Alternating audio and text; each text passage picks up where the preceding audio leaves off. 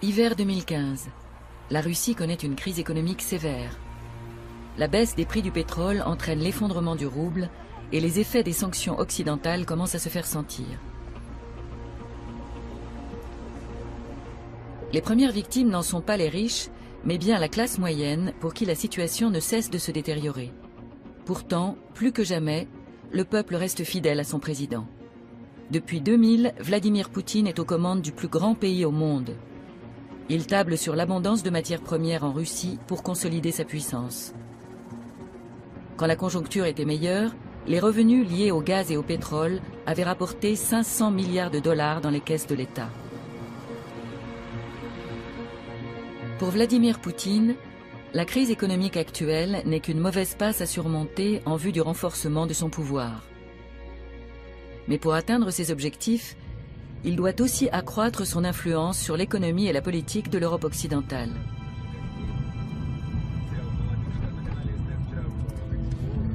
Les investissements russes dans l'Union européenne auraient-ils une visée politique? Les grands projets du Kremlin obéissent-ils à une stratégie ou se limitent-ils à des intérêts purement économiques?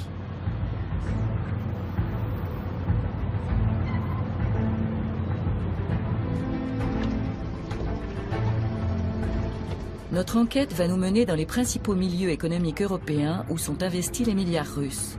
À Moscou et à Londres, nous rencontrerons partisans et opposants aux échanges Est-Ouest qui se déroulent dans un climat toujours plus conflictuel.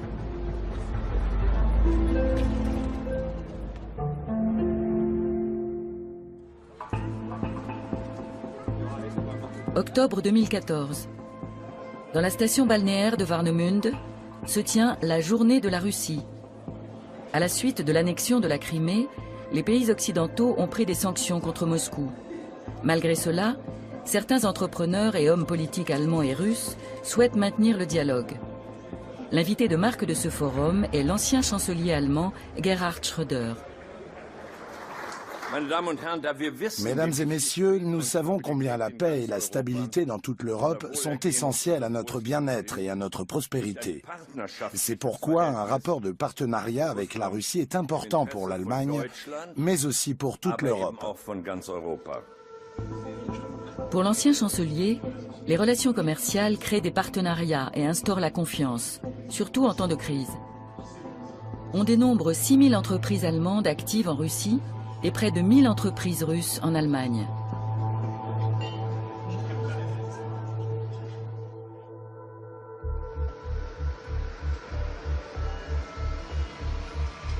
À Londres, à la rédaction du Guardian, nous rencontrons Luke Harding, correspondant à l'étranger pour le célèbre quotidien britannique. Le journaliste, âgé de 47 ans, a travaillé à Moscou pendant 4 ans.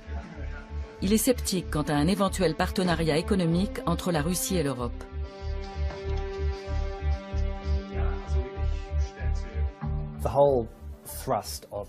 L'objectif principal du Kremlin, de la politique géoéconomique russe, est de diviser l'Europe. Dans cet esprit, la Russie conclut des accords de fourniture d'énergie avec l'Italie, elle construit le gazoduc Nord Stream avec l'Allemagne, elle fait miroiter aux Britanniques d'importantes privatisations à la City de Londres. En quelque sorte, la Russie divise tout le monde de manière à ce que chaque pays rechigne à lui infliger des sanctions collectives. C'est une stratégie très habile. Les transactions avec la Russie nécessitent une préparation toute particulière. Comme Luke Harding l'a démontré, dans le cas d'investissements en Occident, c'est souvent le Kremlin qui tire les ficelles.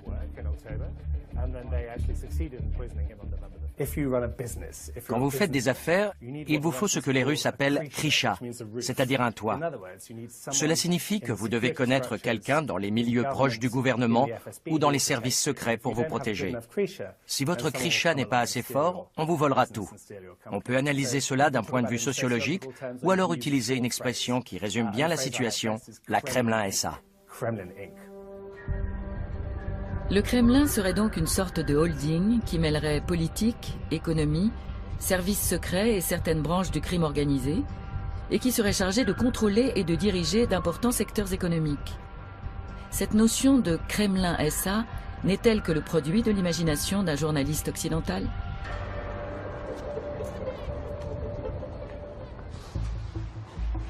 Nous rencontrons Boris Nemtsov à Moscou en décembre 2014. Il a été successivement gouverneur de sa région, puis ministre et vice-président du gouvernement de Boris Eltsine. L'opposant politique libéral, assassiné le 27 février 2015, a exprimé ces dernières années des critiques toujours plus acerbes à l'égard du Kremlin. Porté par sa volonté de préserver la démocratie et la liberté, il en a oublié toute réserve. Je dirais que nous avons aujourd'hui un exemple typique de gouvernement mafieux. Vous avez au sommet de l'État des mafiosi, un cercle très restreint d'individus, qui vit sur le compte de cette mafia, qui dépend entièrement d'elle. Les lois ne les concernent pas. Poutine est-il lui-même un voleur? Je ne sais pas exactement comment fonctionne toute cette clique, mais je pense que son rôle est plutôt celui de Krisha, de protecteur des voleurs. La Russie, un État mafieux? Est-ce un jugement provocateur ou le fruit d'une analyse pertinente de Boris Nemtsov, l'opposant politique assassiné? Quant aux investissements russes dans l'Union européenne, présentent-ils un danger pour l'Europe occidentale?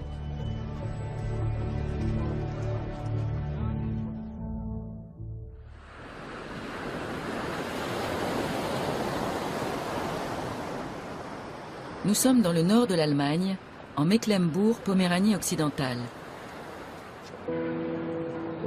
La Russie est l'un des principaux partenaires économiques de la région.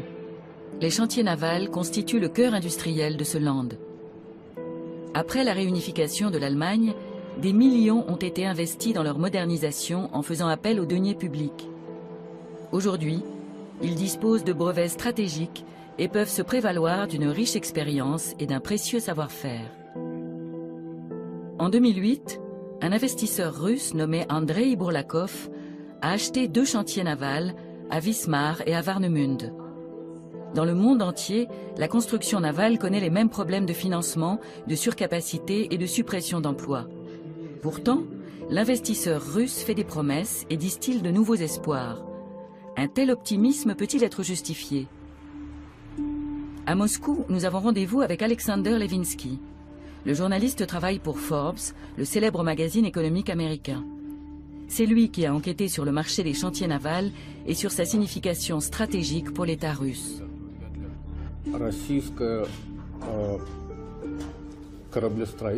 L'industrie navale de la Russie était essentiellement orientée vers la marine de guerre. La situation dans le secteur civil était assez pitoyable. Il était par conséquent extrêmement intéressant pour la Russie de se doter de chantiers navals modernes, dans lesquels l'Allemagne a investi beaucoup d'argent.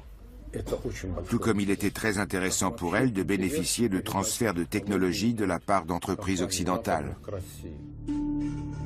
Mais les erreurs de gestion d'Andrei Bourlakov, soi-disant sauveur des chantiers, ajoutées à la crise financière internationale, ont mené les 2 chantiers allemands dans une zone de turbulence. En juillet 2009, soit 1 an après leur rachat, le propriétaire russe dépose le bilan. À peine 3 mois plus tard, arrive le 2e sauveur, lui aussi russe. C'est un jeune entrepreneur de 29 ans, Vitali Youssoufov. Il rachète les 2 chantiers pour 40 millions d'euros.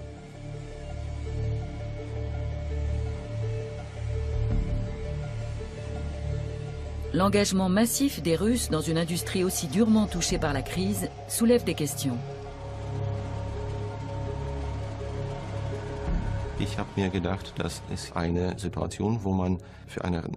Il m'a semblé que la situation nous permettait d'acquérir des sites de production exceptionnels à un prix relativement bas, avec la possibilité d'y développer par la suite une toute autre activité.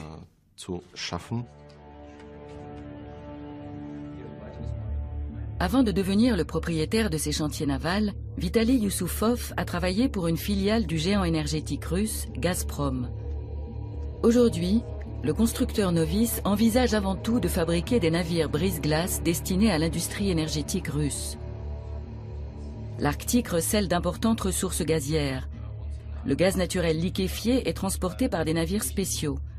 Or, les chantiers navals russes n'ont pas les compétences pour les construire. Lors de la journée de la Russie à Warnemünde, Vitali Youssoufov est présenté comme un investisseur modèle. Cette fois, le succès semble au rendez-vous. Mais Vitaly Youssoufov est-il réellement le jeune entrepreneur habile qui s'est lancé seul dans cette entreprise risquée? Il suffit d'un regard sur son passé pour entrevoir des antécédents troubles et des liens inattendus.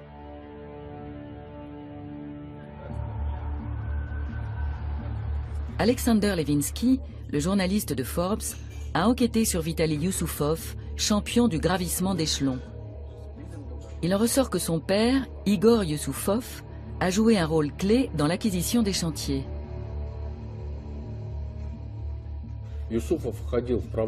Youssoufov senior avait ses entrées à la direction de Gazprom et savait qu'il y avait un réel besoin pour de tels navires.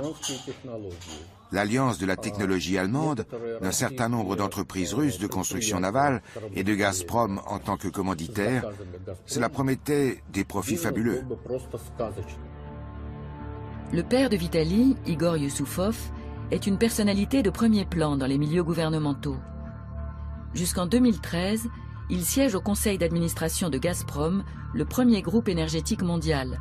Jusqu'en 2011, il fait fonction de mandataire spécial du président russe pour les questions d'énergie et de 2001 à 2004, il occupe le poste de ministre de l'énergie en Russie. On est alors en droit de se demander si le rachat des chantiers allemands ne s'est pas fait par décision de la direction de Gazprom ou sur ordre du Kremlin. Pour le géant énergétique russe, le transport des matières premières de l'Arctique est une nécessité stratégique. Les recettes de l'entreprise représentent quant à elles un tiers du budget de l'État.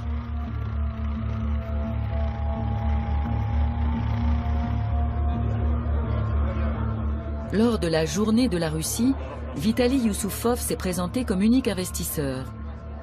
Mais qui a bien pu offrir des millions à un entrepreneur de 29 ans pour une affaire aussi risquée? Est-ce son père, Igor, qui fait office de mécène et tire les ficelles en coulisses? Est-ce le Kremlin qui favorise les Youssoufov parce que le savoir-faire allemand en matière de construction navale est inestimable? Vitaly Youssoufov réfute tout lien avec les milieux gouvernementaux. Ce genre de collusion est généralement largement surestimé. Dans mon cas personnel, comme dans celui de mon père, il n'y a pas eu de jeu d'influence.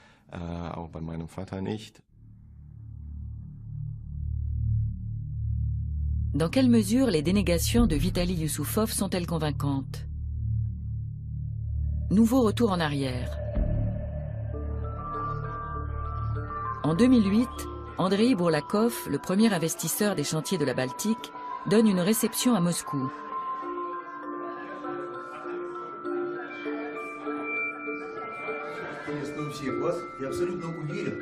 Les Youssoufov figurent parmi les invités. Igor, le père, fonctionnaire au Kremlin, insiste lors de son allocution sur la nécessité stratégique de construire des navires spéciaux pour l'exploitation des matières premières dans l'Arctique. À l'époque déjà, la rumeur prétendait que les Youssoufov et Andrei Bourlakov étaient associés depuis longtemps. Nous posons la question directement à Vitaly Youssoufov en octobre 2014. Monsieur Bourlakov et votre famille étaient associés. C'est faux. Mais vous entreteniez des relations. Aucune relation. Ces liens dont font état la presse ont donc été imaginés? Parfaitement. Vous utilisez le terme qui convient. La presse crée souvent de toutes pièces ce genre de liens qui n'ont aucun fondement. Les témoignages divergent. Bourlakov a déclaré à plusieurs reprises qu'il connaissait Youssoufov père depuis plus de 15 ans. Pourquoi Vitaly nie-t-il toute relation entre Andrei Bourlakov et les Youssoufov? Que fait Igor, le père, à Wismar en 2008, ici aux côtés d'Andrei Bourlakov, avant que sa famille ne reprenne les chantiers en été 2009? La présence d'un haut fonctionnaire du Kremlin à la réception d'Andrei Bourlakov à Moscou n'est-elle également que le fruit du hasard?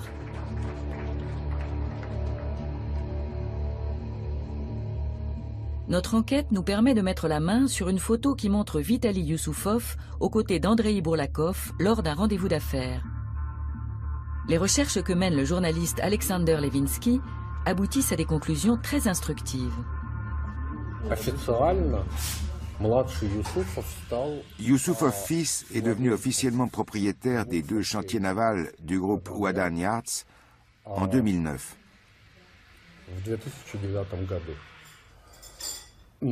L'enquête que nous avons menée montre cependant que le père et le fils en étaient au moins copropriétaires avant cette date. Les Youssoufov étaient-ils déjà secrètement propriétaires des chantiers dès 2008 ? Andrei Bourlakov n'a-t-il servi qu'à leur ouvrir des portes ? Alexandre Levinsky a eu accès au dossier d'instruction de la police russe. En effet, à la suite de la faillite des chantiers, leur ancien propriétaire a été inculpé pour irrégularité dans le marché de la mer Baltique. L'audition des témoins confirmerait les liens commerciaux entre les Youssoufov et Andrei Bourlakov. Malheureusement, Andrei Bourlakov ayant été assassiné en 2011, son procès n'a jamais pu avoir lieu.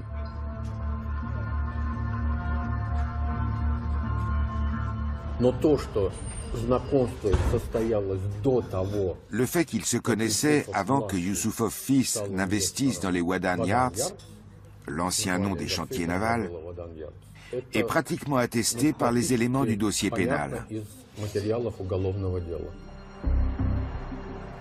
Les petits secrets des Youssoufov sont-ils censés dissimuler les liens existants entre des intérêts commerciaux privés et les stratégies du Kremlin ? Le savoir-faire des chantiers de la Baltique est un atout majeur sur le marché mondial de l'énergie, qui pourrait s'avérer décisif dans l'exploitation des ressources gazières de l'Arctique. Les recettes en résultant ne renfloueraient pas uniquement les caisses de l'État, elles permettraient également au maître du Kremlin de consolider son pouvoir.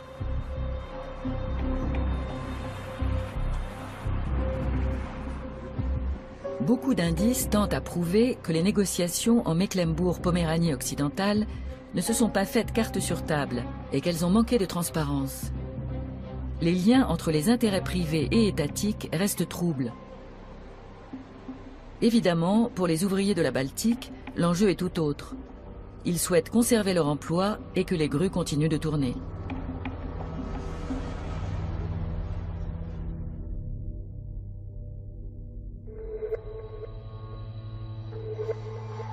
Nous nous rendons à présent à Munich. Pendant près de 17 ans, Boris Reitschuster a travaillé comme correspondant à Moscou. Selon sa théorie, le Kremlin opère une sorte de conquête de l'Ouest à coups de millions. Cela concerne d'après lui un groupe restreint de personnalités haut placées. C'est une question de proximité vis-à-vis du président, de fidélité et de loyauté. Comme dit un dicton sud-américain, pour mes ennemis, la loi, pour mes amis, tout le reste. Vladimir Poutine partage avec certains grands patrons et hauts gradés de l'armée et des services secrets l'ambition de voir la Russie rejoindre le cercle des grandes puissances politiques. Dans cette optique, il n'hésite pas à honorer des requêtes privées.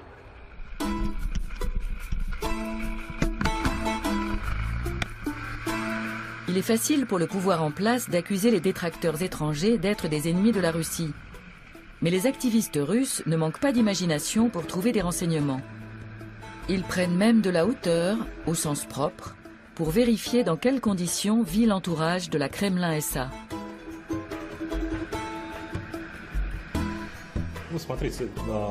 En Europe, cela se passe bien sûr plus simplement. Mais chez nous, dès l'instant où un fonctionnaire s'achète un terrain et y fait construire son palais, il l'entoure d'une clôture de 4 mètres de haut, à travers laquelle on ne voit rien. Les militants appartiennent au cercle du célèbre défenseur des droits civiques, Alexeï Navalny. Ils enquêtent sur les personnalités devenues riches du jour au lendemain et sur les soupçons de corruption, puis publient les résultats de leurs recherches sur Internet. Les militants identifient les propriétaires des domaines qu'ils ont localisés. L'un d'eux serait Vladimir Yakounine, le président de la compagnie des chemins de fer russes, un ancien officier du KGB. On dit qu'il est un ami de Vladimir Poutine. Voilà la propriété de Yakounine en survol. Elle vaut actuellement dans les 2 milliards de roubles. Au moment de son achat, elle valait dans les 50 millions d'euros. Je dois d'ailleurs dire que ce groupe fermé est extrêmement restreint. Il compte moins d'une centaine de membres qui contrôlent environ 40% de toute la richesse de la Russie. Les militants des droits civiques tentent aussi de visiter à pied les paradis immobiliers de la nouvelle élite. Les propriétaires, oligarques, hauts fonctionnaires, officiers des services secrets n'apprécient guère la présence de ces visiteurs indésirables.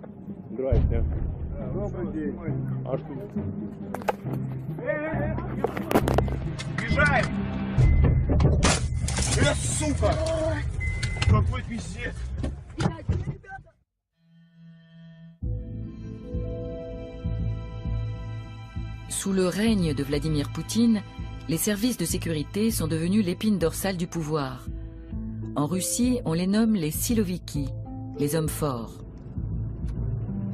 D'anciens officiers issus de la police, de l'armée ou des services secrets gèrent aujourd'hui des entreprises de matières premières, des banques, des usines d'armement et représentent une partie importante de la Kremlin SA.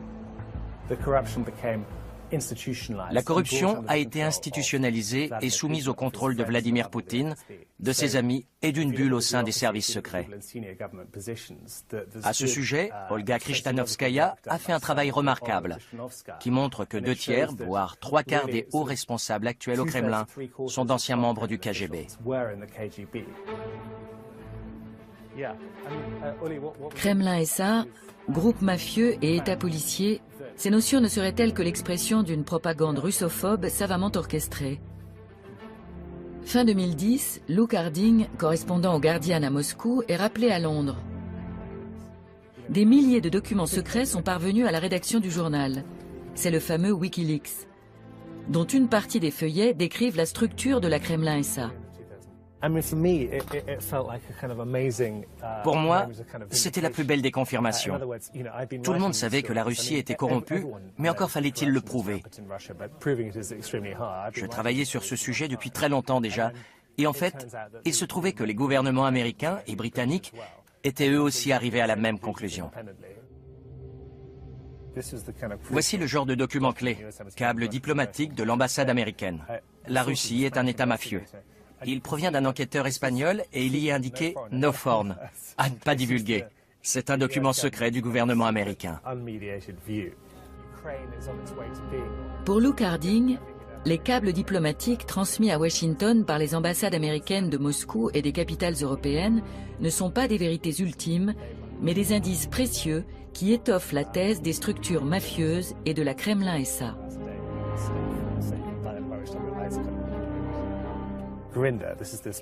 José Grinda, le procureur espagnol, a déclaré qu'il considérait la Biélorussie, la Tchétchénie et la Russie comme des États mafieux. Il affirme que dans ces pays, il est impossible de différencier les activités du gouvernement de celles du crime organisé, parce qu'elles sont parfaitement identiques. Dans les dossiers de Wikileaks, Luke Harding trouve 3000 documents secrets relatifs à la Russie. Il écrit plusieurs articles sur le sujet, ainsi qu'un livre intitulé « Russie, État mafia ». La réaction du Kremlin ne se fait pas attendre. Lors de son retour à Moscou, il se voit refuser l'entrée dans le pays.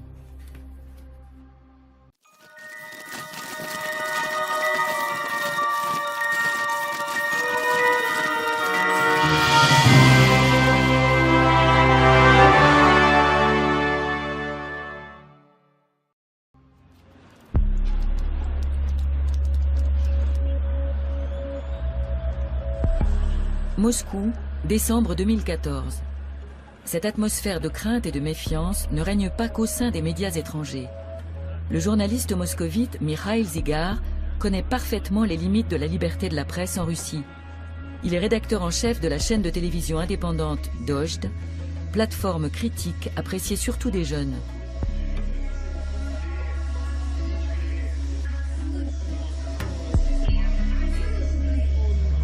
Depuis des années, Mikhail Zygar s'intéresse à Gazprom, le premier groupe énergétique mondial.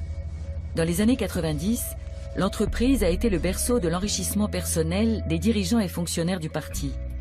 Aujourd'hui, d'après Mikhail Zygar, il est avant tout pour Vladimir Poutine un instrument de pouvoir dont l'objectif est bien clair.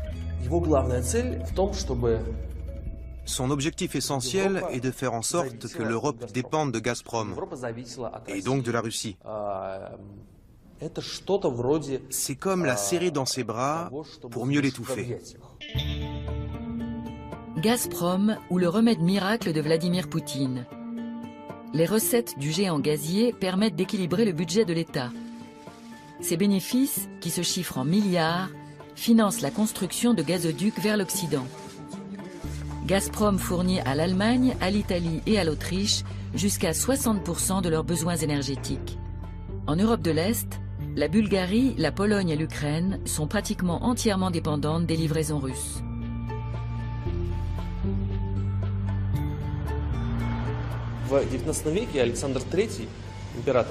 Au XIXe siècle, le tsar Alexandre III disait que la Russie n'avait que deux alliés, son armée et sa flotte. L'allié majeur de Poutine, c'est Gazprom. Ce n'est pas une entreprise indépendante qui a ses propres intérêts et ses propres activités.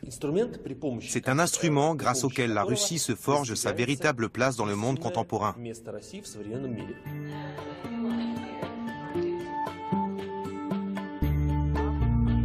Elmar Brok a été président de la Commission des Affaires étrangères au Parlement européen.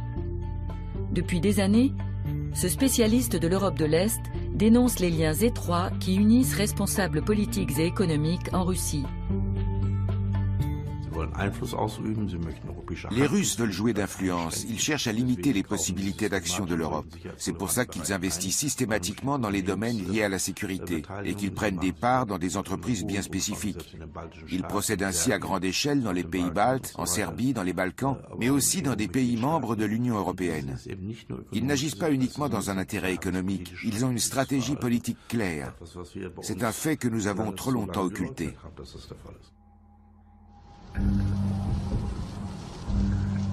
En route vers la région de la Ruhr, où en 2014, la conclusion d'un marché de plusieurs milliards crée des remous. Une entreprise basée au Luxembourg rachète au groupe énergétique de SNRWE, sa filiale DEA, pour 5,1 milliards d'euros. La dette de RWE, qui s'élève à plus de 30 milliards d'euros, pousse le groupe à céder des réservoirs de gaz en Allemagne et 160 licences d'exploitation pétrolière et gazière.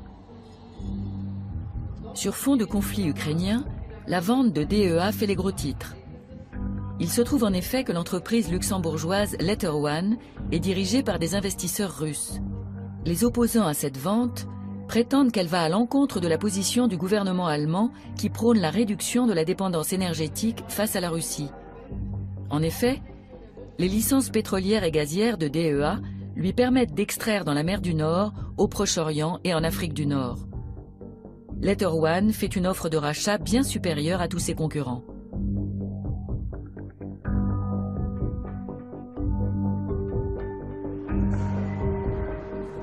Pour Oliver Krischer, député écologiste spécialiste de l'énergie, les sommes mises en jeu parlent d'elles-mêmes.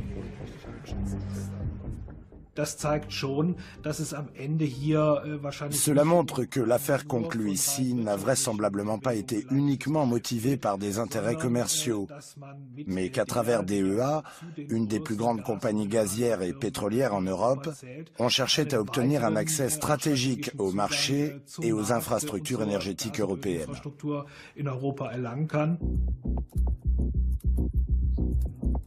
Que sait-on au juste à propos de Letter One ? Mikhail Friedman, un oligarque discret, l'un des plus riches entrepreneurs russes, a créé cette société avec un associé. Il doit sa fortune au plus grand groupe industriel et financier russe, le groupe Alpha. D'anciens dirigeants du groupe travaillent au sein du cabinet présidentiel sur la Place Rouge. Dès le début des négociations, la commission des affaires économiques du Bundestag avait émis de sérieuses réserves quant à cette vente.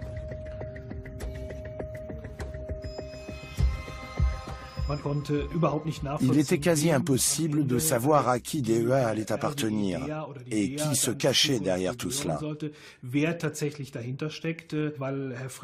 M. Friedman avait fait état d'une structure de propriété particulièrement complexe. On parlait d'un montage financier à 10 niveaux. L'acheteur officiel de DEA est la société Letter One. Ce n'est qu'en 2013, soit peu de temps avant cet achat, que l'entreprise est enregistrée au Luxembourg. Le gouvernement fédéral surveille les négociations et finit par approuver la vente. Il s'appuie pour cela sur le fait que l'entreprise Letter One est domiciliée dans l'Union européenne. Pour Oliver Krischer, cet argument purement formel est cousu de fil blanc.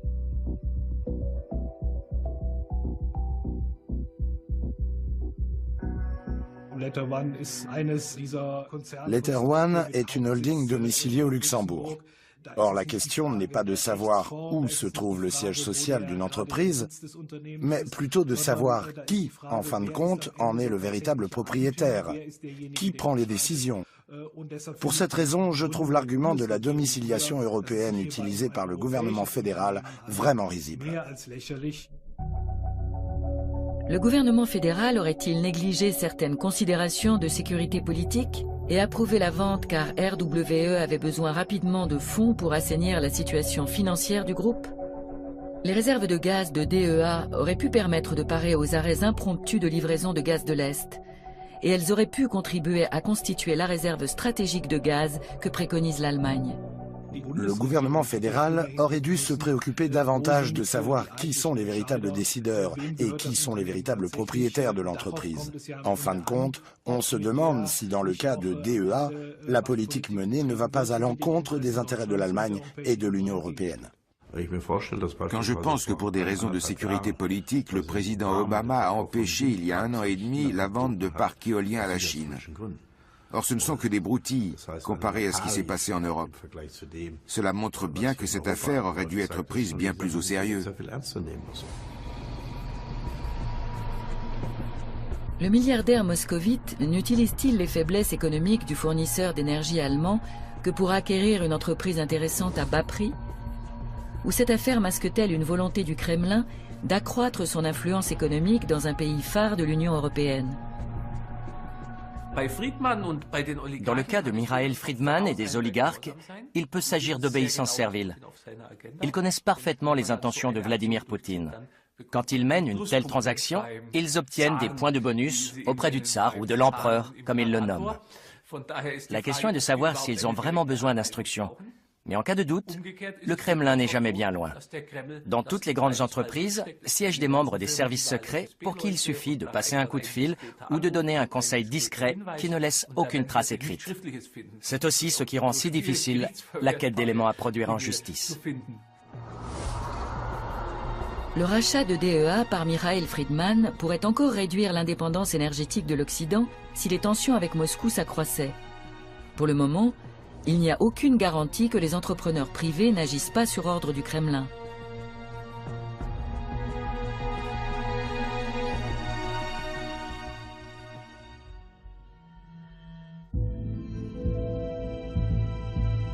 Un mélange d'espoir de relance et de méfiance entoure les investissements russes en Occident. Au cours du deuxième mandat de Vladimir Poutine, Moscou s'efforce de dépasser l'image bien ancrée d'ours imprévisible que renvoie la Russie.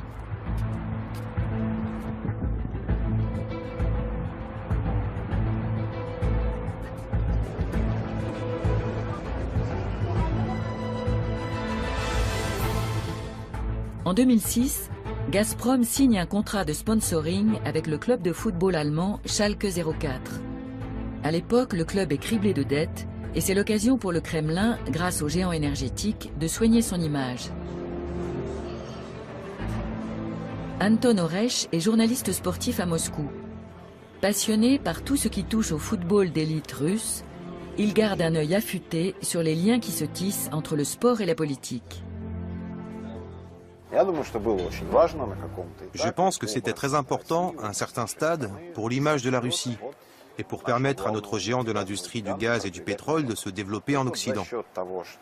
Pour que, lors des grands événements, qui sont toujours suivis par des millions de spectateurs, on puisse voir le logo de l'entreprise, pour que les gens s'y habituent, au même titre que d'autres entreprises et des banques qui y participent. Depuis 2006, Moscou verse tous les ans plusieurs dizaines de millions d'euros au club de football allemand. Si le montant exact reste secret, il est bien à 8 chiffres.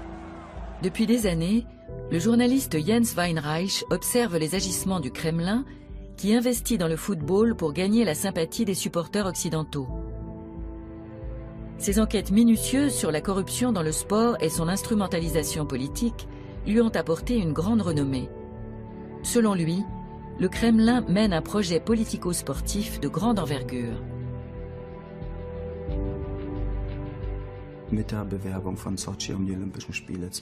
C'est en 2005, avec la candidature de Sotchi pour les Jeux Olympiques, que la Russie a commencé à instrumentaliser le sport, à s'en servir comme trait d'union entre la politique et le monde des affaires, avec toujours la même idée de promouvoir l'élite mondiale russe dans tous les domaines possibles et donc aussi en sport. C'est cette même ambition qui a motivé la candidature de la Russie à l'organisation de la Coupe du monde de football. Les millions de Gazprom permettent aussi à la Russie de sponsoriser la Ligue des champions de l'UEFA. Et cerise sur le gâteau, la Coupe du monde de football 2018 aura lieu en Russie. Des proches du chef du Kremlin sont désignés à la tête des principales associations de football. Sergueï Foursenko, un ancien voisin de datcha de Poutine, est nommé en 2010 président de la Fédération de Russie de football et devient membre d'une commission au siège de l'Association internationale de football, la FIFA.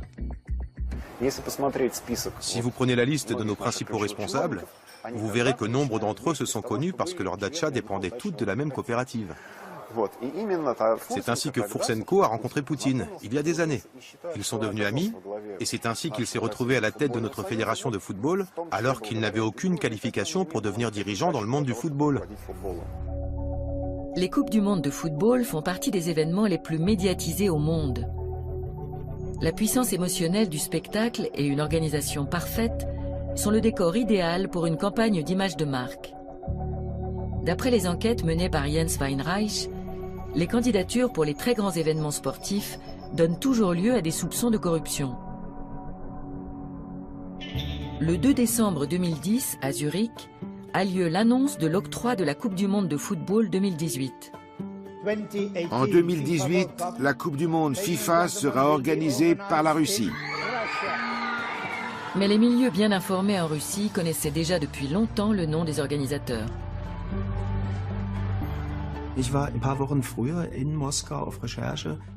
J'étais allé enquêter à Moscou quelques semaines plus tôt, et mes amis dans les médias russes, mes contacts et les personnes que j'avais prévu d'interviewer ont tous affirmé que les Russes fêtaient déjà leur victoire pour 2018.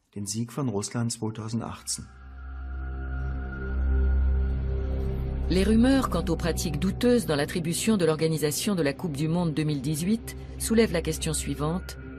Est-ce l'argent du Kremlin qui a permis à la Russie d'accueillir la prestigieuse compétition? Après une enquête interne, la FIFA rejette ces allégations. Je suis intimement persuadé que l'attribution de la Coupe du monde a été obtenue de façon frauduleuse. Est-ce que je peux dire qu'elle a été achetée d'un point de vue juridique? Je peux l'affirmer d'un point de vue général parce que je n'implique personne ni aucune institution. Quoi qu'il en soit, l'attribution de la Coupe du monde 2018 n'a en aucun cas suivi l'ordre normal des choses. En dehors de certains indices, il n'existe actuellement aucun élément de preuve incontestable susceptible d'être produit en justice pour confirmer les propos de Jens Weinreich. Pour les supporters du Schalke 04, la Coupe du monde est encore loin. Ce qui compte pour le moment, c'est la force de leur équipe. Des études menées par Gazprom montrent que l'aide apportée au club de la Ruhr a permis d'accroître la notoriété et le capital de sympathie du groupe russe auprès du public.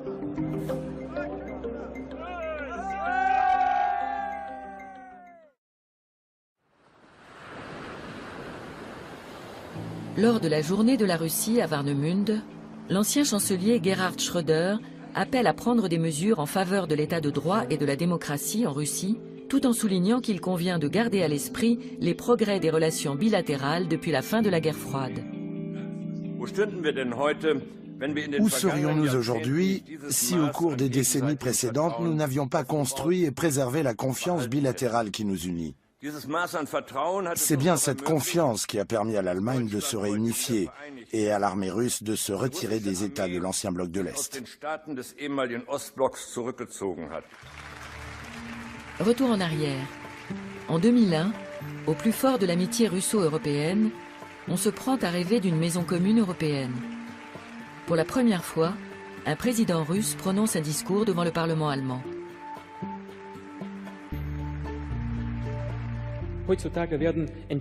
Souvent, des décisions sont prises sans que nous ayons été consultés. Après coup, on nous demande de les entériner. On reparle de la loyauté de l'OTAN. On entend même dire que sans la Russie, ces décisions ne pourraient être mises en œuvre. Tout cela est-il normal? Est-ce là un véritable partenariat? Qu'en est-il de l'ingratitude, du mépris et du manque de respect dont fait preuve l'Occident, comme le dénonce Vladimir Poutine?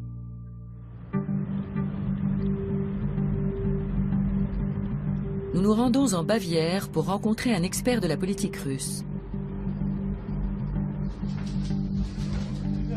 À la fin des années 90, Alfred Koch a été vice-premier ministre de Russie, chargé de la privatisation de l'économie. Pendant de nombreuses années, cet homme politique libéral a formulé de vives critiques à l'encontre du régime du Kremlin. Alfred Koch vit en Allemagne depuis 2013. Souvenez-vous, en décembre 2011, on a commencé à assister à de grands rassemblements. Et en mai 2012, l'un de ces rassemblements a été violemment réprimé. Depuis, on emprisonne les militants qui y ont participé. Dès lors, j'ai compris qu'il n'y aurait aucune démocratisation ni aucun rapprochement avec les libéraux sous Poutine. Il n'a pas choisi délibérément de s'installer au bord du Chiemsee. Une procédure douanière à son encontre est en cours en Russie. Selon Alfred Koch, il ne s'agit que d'une manœuvre du Kremlin visant à l'intimider. Même s'il critique violemment la politique russe, Alfred Koch considère que l'Occident tient une part de responsabilité importante dans les tensions en Europe.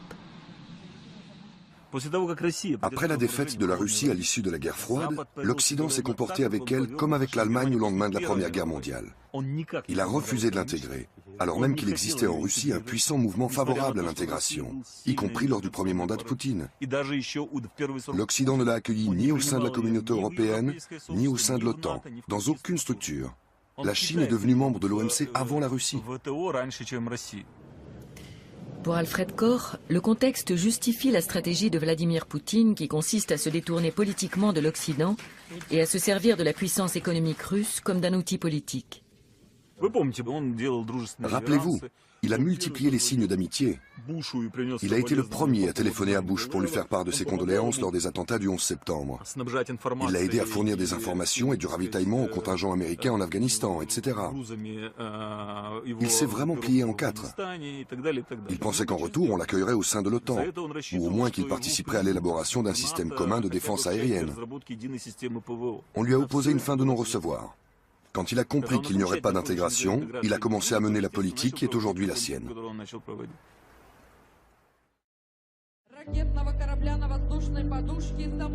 Le conflit ukrainien est bien la preuve que la Russie opte désormais pour la confrontation plutôt que pour la collaboration. En 2014, c'est avec une parade militaire que Poutine célèbre officiellement l'annexion de la Crimée à Sébastopol. La flotte joue un rôle prépondérant dans sa politique de démonstration de force. En 2011, la Russie conclut un contrat spectaculaire avec la France qui doit lui fournir son bâtiment de guerre le plus moderne, le Mistral. Son prix, 1,2 milliard d'euros. Ce navire est capable d'assurer le transport rapide et facile d'hélicoptères, de blindés et de troupes. Il faut se rappeler que le chef de la marine russe avait dit, avec un bâtiment comme le Mistral, pour attaquer la Géorgie, on n'aurait pas mis 26 heures, on aurait mis 40 minutes. Et il faut que les Français prennent conscience que ce n'est pas simplement un équipement mineur avec une armée qui a beaucoup de moyens, c'est un outil majeur de déstabilisation de pays aux frontières de l'Europe.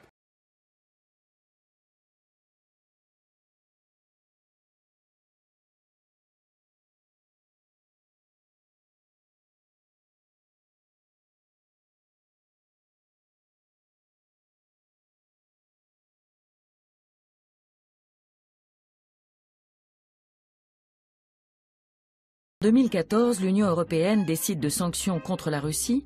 La vente des navires de guerre ne figure pas dans l'embargo de vente d'armes qui vient d'être instauré. L'Europe est très divisée par rapport à la Russie.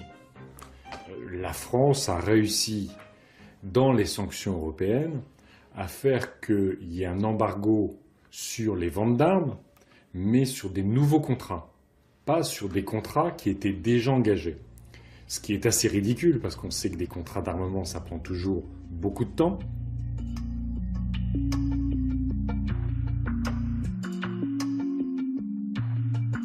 À l'automne 2014, des marins russes s'entraînent à Saint-Nazaire avant la prise de possession des deux navires.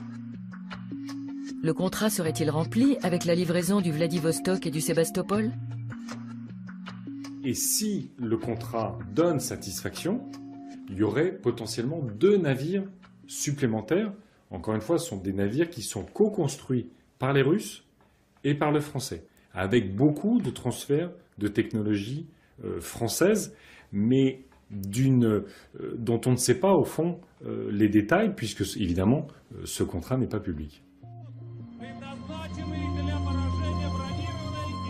Fin 2014, Vladimir Poutine met en place une nouvelle doctrine militaire.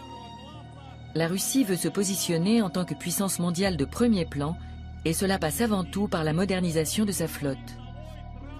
L'achat des navires Mistral et d'un savoir-faire technologique militaire pourrait permettre la formation d'une troupe d'intervention rapide en mer.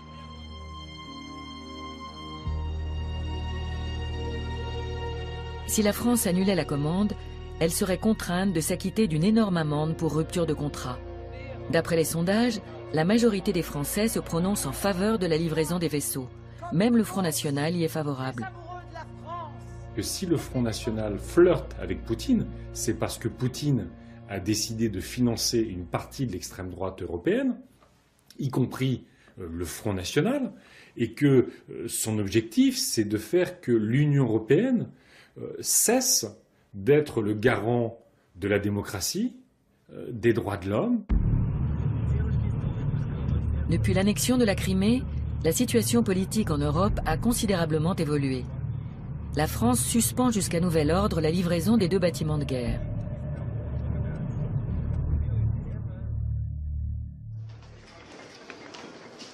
Warnemünde. L'ancien chancelier Gerhard Schröder martèle une formule politique qui a fait ses preuves en temps de crise. Wandel durch Handel, le changement par les échanges. Tel est le nom donné à la stratégie de détente adoptée durant la guerre froide. Il n'y a pas d'automatisme. Chaque menace ou acte pouvant mener à une escalade de la violence peut et doit être empêché par la négociation politique. La formule a déjà fait ses preuves. En 1973, l'Allemagne de l'Ouest échange des gazoducs et des crédits qui se chiffrent en millions contre du gaz naturel sibérien. À l'époque, c'est une percée politique dans une période glaciale. Et aujourd'hui, ce modèle pourrait-il fonctionner au vu de la crise actuelle? Nous posons la question à Sergueï Mikheyev, un politologue moscovite proche du Kremlin. Je pense qu'il est essentiel que nous ayons des relations économiques normales. Cela atténuerait immédiatement les tensions politiques, y compris au sein même de la société russe. Car en réalité, malgré toutes les difficultés auxquelles sont confrontés les Russes, personne ne veut la guerre. Il faut être honnête, le concept du Wandel durch Handel n'a absolument pas fonctionné. Il n'y a eu aucun changement en Russie ou alors dans le mauvais sens. Ce dont nous avons besoin maintenant, c'est de sanctions pas contre le peuple russe, mais contre l'élite du Kremlin. La Russie a-t-elle adopté une double stratégie? Bras de fer militaire devant sa porte à l'Est et prise d'influence économique à l'Ouest? Les milliards de Moscou représentent-ils une menace pour l'Union européenne?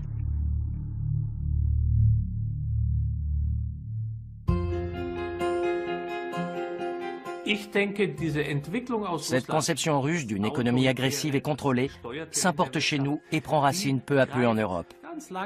Tandis que nous continuons de croire que l'économie de marché et la démocratie sont un don de Dieu.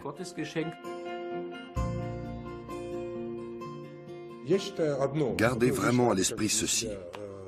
Défendez vos valeurs.